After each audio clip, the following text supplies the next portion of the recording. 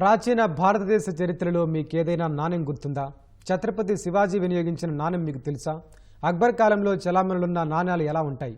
ఈ విషయాలన్నింటి గురించి తెలుసుకోవాలంటే ఈ కథనం చూడాల్సిందే. ప్రాచీన భారతదేశ చరిత్రకు ఎంతో ప్రాముఖ్యత ఉంది.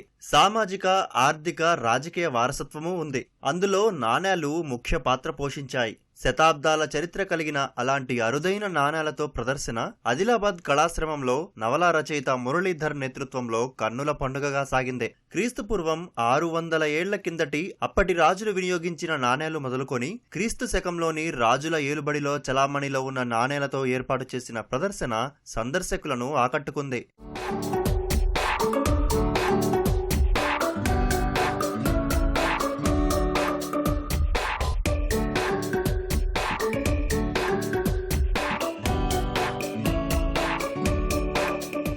జపాన్లో 1850 కాలంలో వాడుకలో ఉన్న నాణెంతో పాటు 1754-59 మధ్యకాలంలో పాలించిన రెండో అజీద్ ఉద్దీన్ అలంగరి ఏలుబడిలోని 11.8 గ్రాముల బంగారు నాణెం ఔరా అనిపించింది. ప్రదర్శనలో ఉంచిన 130 రకాల వెండి, ఇత్తడి, రాగి, బంగారు నాణేలకు శాస్త్రీయమైన ఆధారాలున్నాయని సేకరణకర్త మురళీధర్ వివరించారు.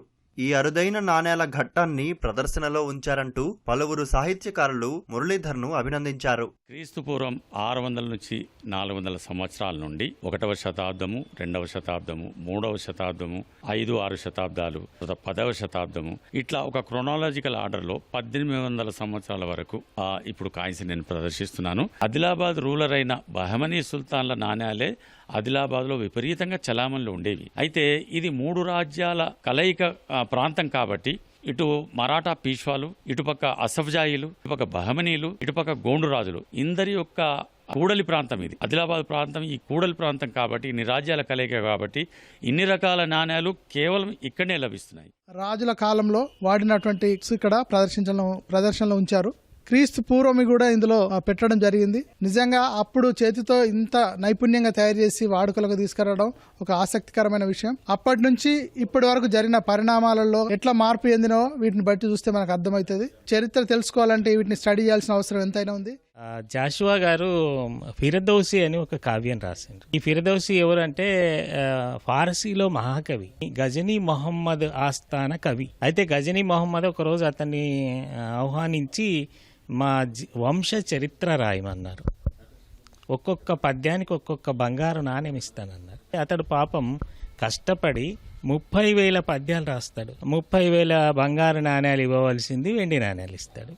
ఇక అప్పుడు అతడు చాలా బాధపడతాడు. అట్లా వచ్చిన బంగారు నాణ్యాలు ఇప్పుడు సార్ ఒకటి చూపెట్టిండు. చరిత్రకు సాక్షిభూతంగా నిలిచేది రచనలతో నిక్షిప్తమై ఉండే గ్రంథం. పాశ్చాత్యానికైనా ఆధునికతకైనా వారధిగా నిలిచేది నాణ్యం.